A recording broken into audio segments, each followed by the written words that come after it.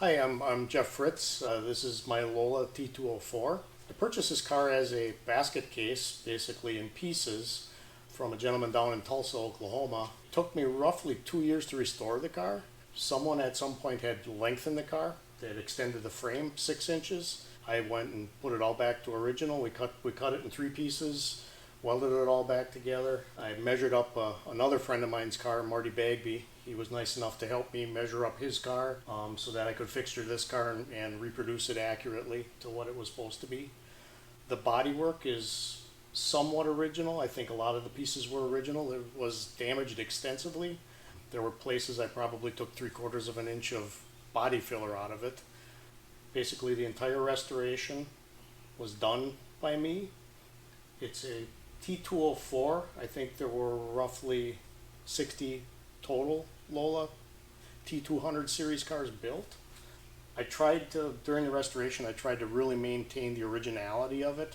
I've done a couple safety things to stiffen the car a little bit. There's some additional bracing in the frame and such, but everything is hid within the bodywork, so it maintains that original appearance to it. The engine is a 1600 Ford, 1.6 liter Ford, originated as the old English Ford Cortina engines. This is what they call an uprated engine. It's got a little different combustion chamber in the head. I build my own engines also. It is also, a lot of guys are running aluminum heads now. I don't run the aluminum head. I have an old cast iron head. But it's a pretty good engine. The car runs quite competitively. The aluminum head is expensive, so it's a cost thing. And theoretically, there's some advantages to a cast iron head. Cast iron holds heat better in the combustion chamber, so theoretically can make more horsepower. There's also advantages to the aluminum head because it's lighter up high on the car, so it keeps your center of gravity low. But I have a couple good cast iron heads, so that's what I continue to run. The transaxle in the car is a Hewland transaxle. 4 forward gears, 1 reverse. All of the forward gears are interchangeable ratios. You can, different gearing for different tracks.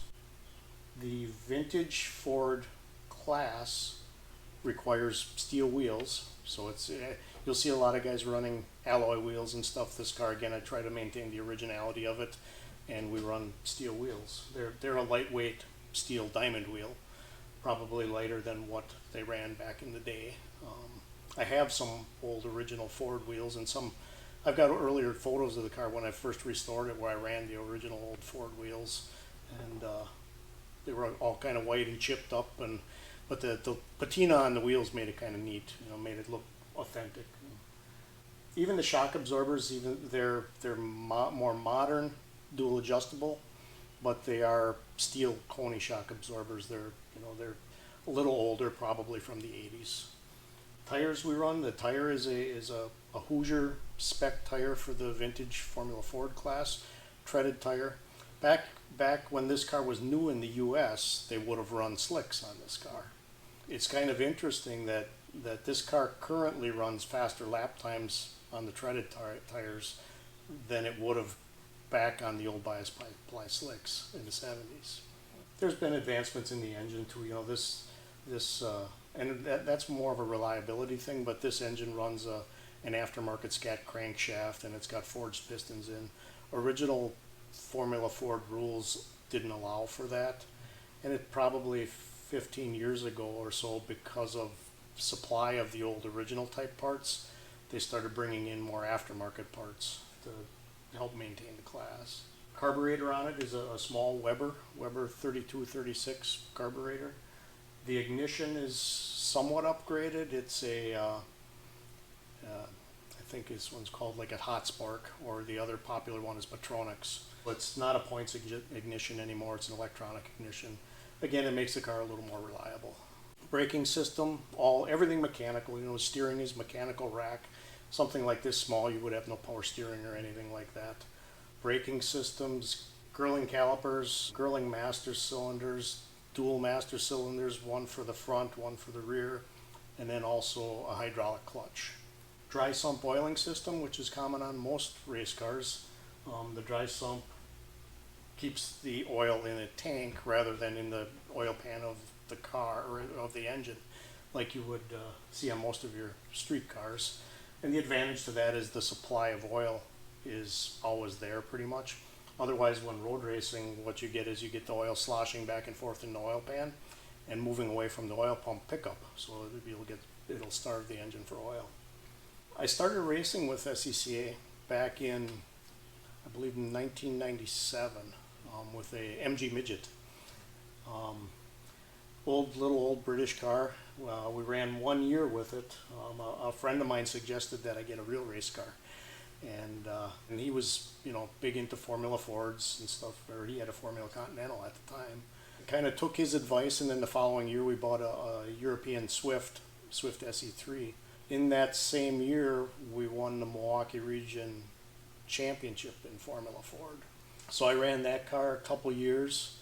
Next Formula car I had was a Formula Ford, a Swift SC93, more modern car, which was also another restoration project pretty much. I drove that car for I think 2 years, sold that car, and bought a Formula Enterprise, the SCCA Formula Enterprise car, which was a spec car, which I thought that was really good for me because kind of levels the playing field. Everybody's got the same thing. What I found about the car, I was kind of afraid to drive the thing. I was afraid to wreck it because the parts were expensive. And for me, I can make a lot of this stuff. And the more things I make and do myself, I'm able to save money. So we sold the Formula Enterprise car, got a Formula Continental, which was similar to this type of car, but with the Ford Z-Tech engine. We ran that car, I think, 2 years. And then I decided maybe I should get into vintage racing, and that's where we bought this car. It was roughly 2 years restoring it, and I think we've been racing it now for 5 years.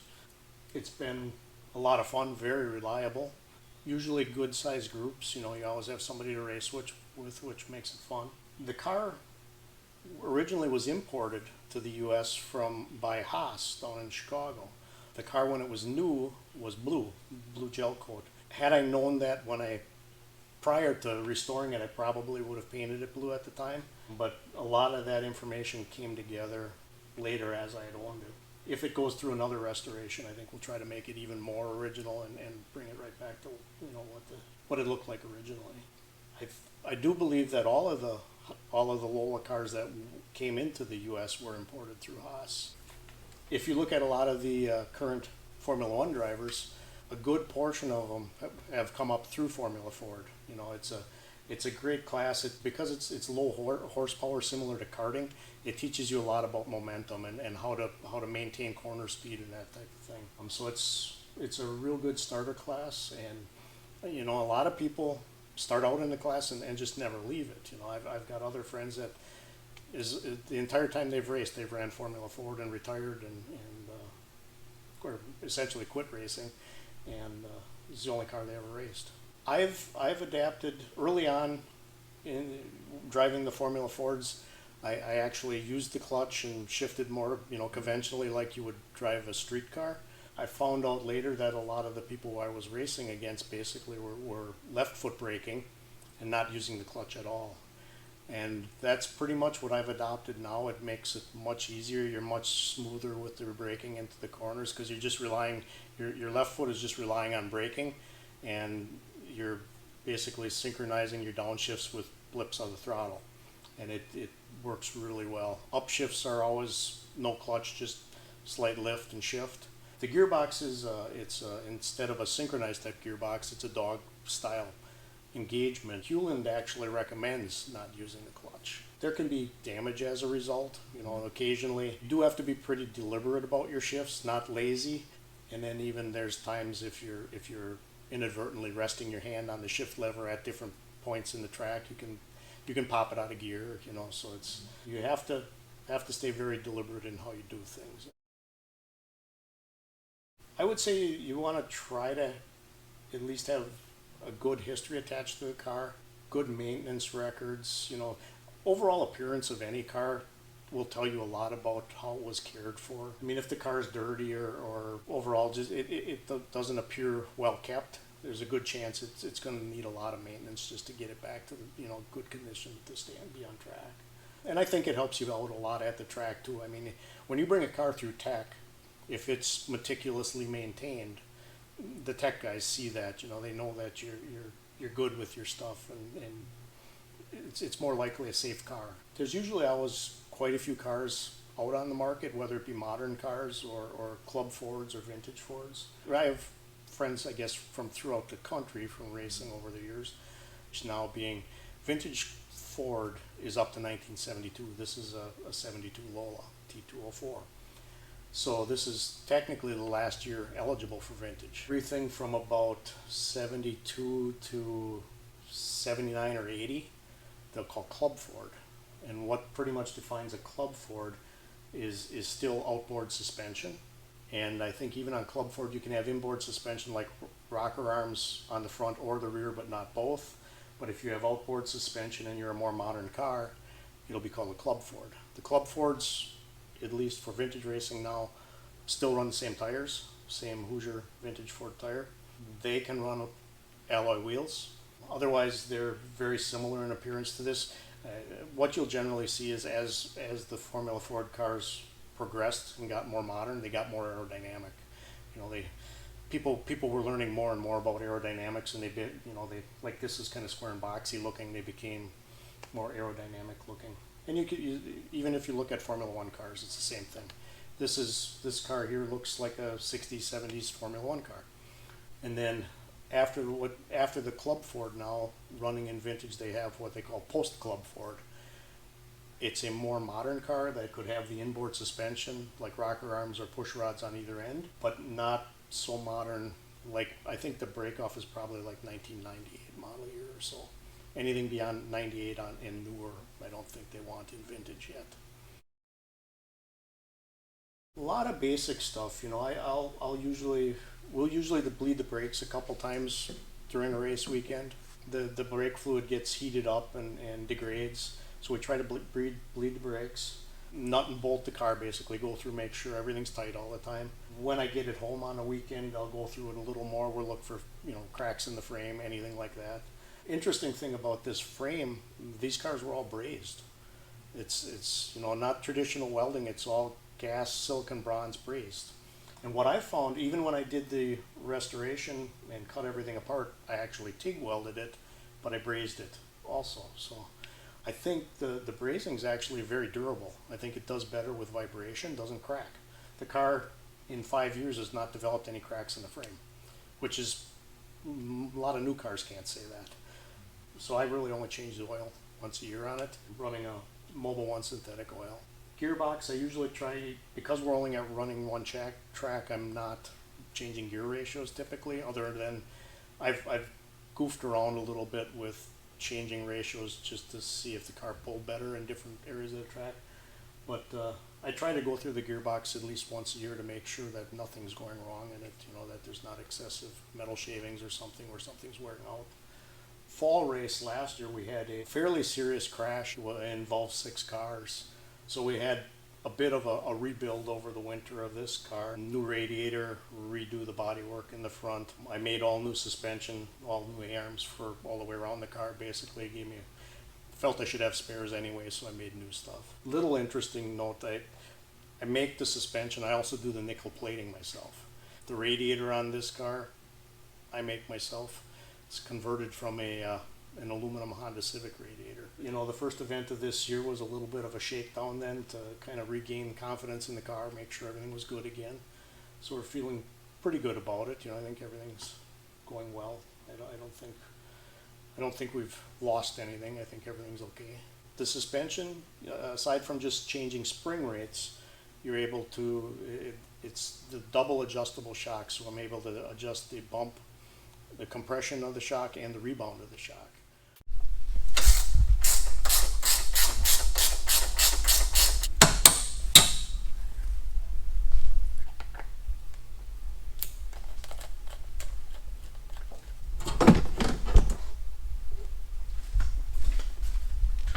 Yeah, the suspension is you know, double adjustable Coney shocks, bump and rebound adjustment. You're able to kind of tailor the handling of the car. This car, interestingly, is very short. I believe it's the shortest Formula Ford that was ever produced. It's only got an 84-inch wheelbase. Comparatively, like a modern or more modern car like a Swift DB1 is a 96-inch wheelbase, or a newer Van Diemen is a 102-inch wheelbase. So this car is very short, which on a big track like Road America, it's probably a little more twitchy in some areas. The carousel, for instance, it just, the car has kind of a speed limit there. It basically wants to spin. You can only go so fast, it's so short. A little bit about the engine. I don't know if you noticed the valve cover on it. It's got this interesting Lola steel valve cover. There's believed to only be about 10 of those in existence. I received it with the car when I got it, and we did a little restoration of the valve cover also, but it's a very desirable piece. The exhaust header, again, no muffler on a car like this. Oil cooler, that was something we added a couple years ago. I was having some overheating problems, and the original car had it. Matter of fact, even on the bodywork here, they provide an area that it basically sits right behind there. On all my other cars, I didn't run one, so I didn't really feel the need. But then, as we were trying to combat these overheating problems, we added the oil cooler. Ultimately, what we found the overheating problem to be is I had built this little swirl pot on for the cooling system here. Well, if you look at the proximity of it to the first header tube here, it was basically heating up the water. The exhaust was heating the water. Once we wrapped that, the heating problems pretty much went away. This is the entire transaxle right here. Like a lot of cars now, you'll see universal joints similar to this, or a more modern car would have a CV joint. But on these old Formula cars, they would have a big rubber donut in this area. Now I still have a similar type rubber donut, but this is actually, anybody that's got a BMW, if you heard the word guibo, that's the guibo bushing from a BMW.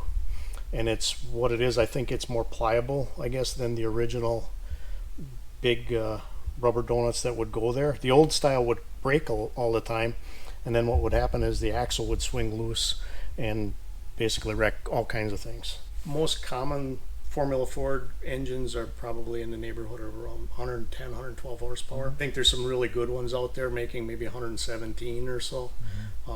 Not a huge jump, but I think a good pro-built engine is capable of maybe 117 horsepower or so.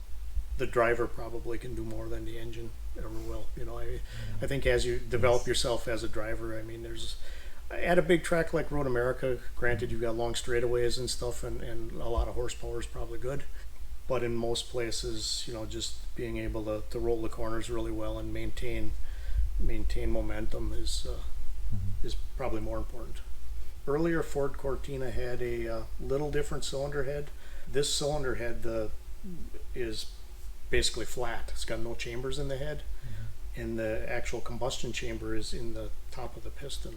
This is not actually out of a Formula Ford, but it's the same piston basically. So here you see the combustion chamber in the piston as opposed to being in the cylinder head. This engine's also got forged pistons. This engine runs stock connecting rods just like this. I do a little work to them to profile the beams, and then we shot blast them, and we run better rod bolts too. But for a small engine like this, they're very reliable. The interior of the car itself is pretty sparse. I mean, it's all analog gauges. Steering wheel's removable so that you can get in the car, and it's a fairly tight fit. We got the knob here that is the fire suppression system.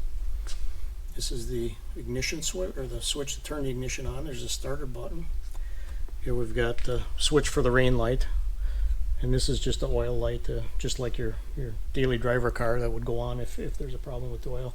Here we've got a connector here that's for a jumper battery. I also use it to charge the battery. The battery and the fire system are down underneath the seat, so not easily accessible. Shift knob is over here, or shift lever.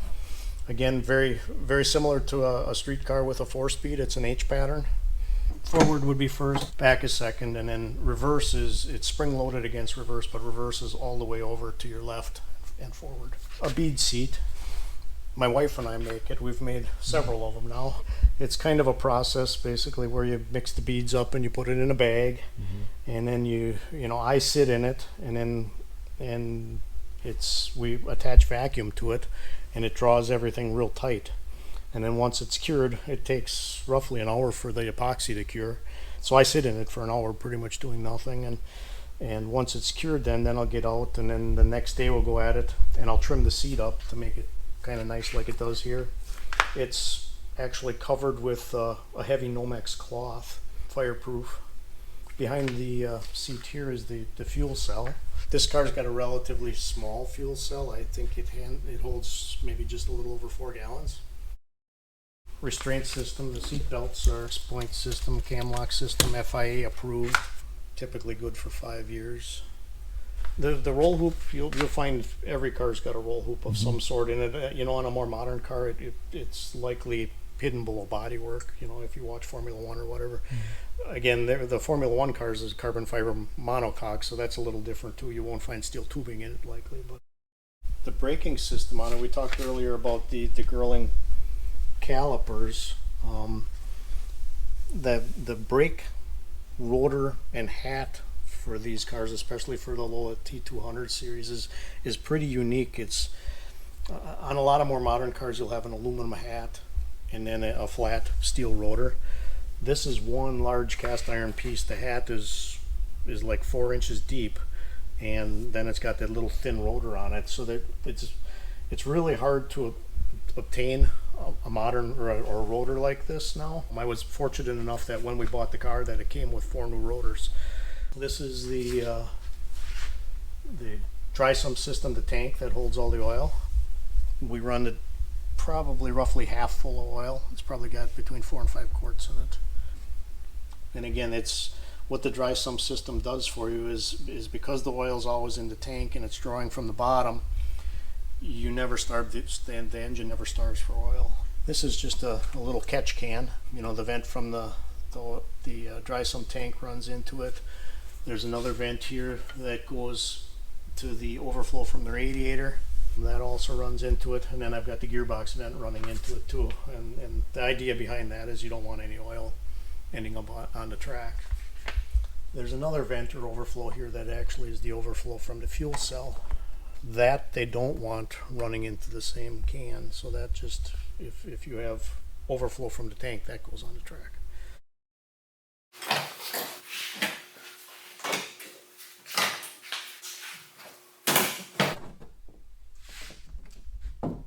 This will give you a little better idea of how I sit in the car. Clutch pedal, brake pedal, throttle pedal. It's also got a brake bias adjustment, front to rear, and that's this knob here. We typically bias the brakes a little more towards the front. As the car is braking down into the corner, all the weight's on the front of the car. The master cylinders for the brakes you can see up in front here. All very small. This is the new radiator versus the old one.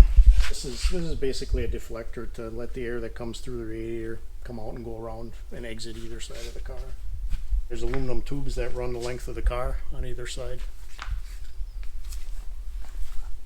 So in the original car was also the same kind of design? Yeah, very similar. The left one was like on the top. Yep. I've got drawings of the original radiators, and that's kind of how I created the first version. The radiator design itself is pretty true to the original.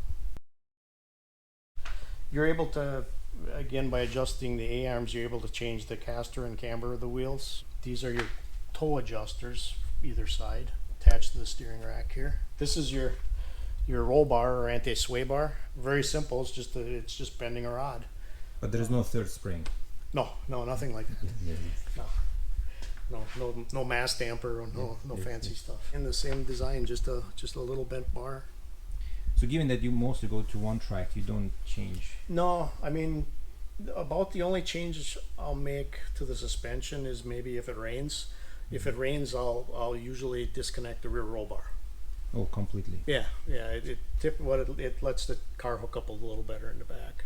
If you wanted to get a little fancier with some of our other cars, a lot of times you would raise the car a little bit in the rain too, again to kind of promote some of the roll and weight transfer. In the rain, that's the only thing you do? Yeah, pretty much. Do you do anything else in there? No, pretty much. And these tires work. It's kind of the really neat thing about the vintage tires is now you don't have a need for rain tires anymore. You know, you run the same tires in the dry as in the wet.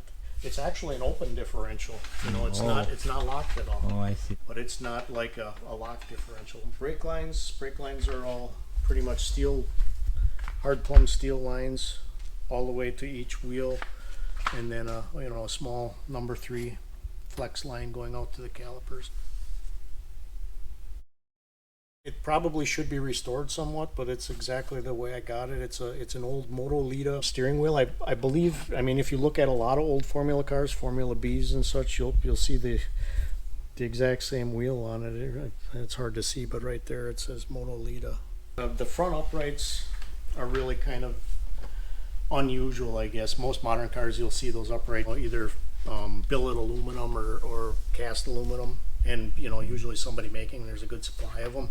These are all fabricated steel, and actually this one here was damaged in the crash. This little spud on the bottom here that the lower arm mounts to was sheared off, and I was able to bore that out and make a new insert and repair that one. Rear uprights or bearing housings, they're cast, and I believe they're actually magnesium. Well, maybe they're aluminum, but I think they're fairly hard to come by. I've seen, you know, new ones selling for upwards of $1,000 for one, but I think that design is common to a couple early Lolas, you know, maybe beyond the T204, like the 340, 342. I do run racing fuel in the car. I think we're running 110 octane. It really shouldn't need 110 octane fuel. It's just difficult to find something in between. I think maybe an aviation fuel, something around 100 octane would be good. I run a Mobil 1 synthetic oil, same as you would run in your car. I run 040 typically, which is a fairly light oil for a Formula 4, but I've done a lot of research on it, and it's pretty good oil. Coolant in the radiator is plain water with just water wetter in it. They usually frown upon the use of antifreeze, because if you've ever dealt with antifreeze, you know how slippery it is. Well, if you have an accident or something where there's a spill of antifreeze on an asphalt track, it becomes really slick. All of the graphics for the car, the lettering and such, was cut by my wife on her craft cutter, Cricut.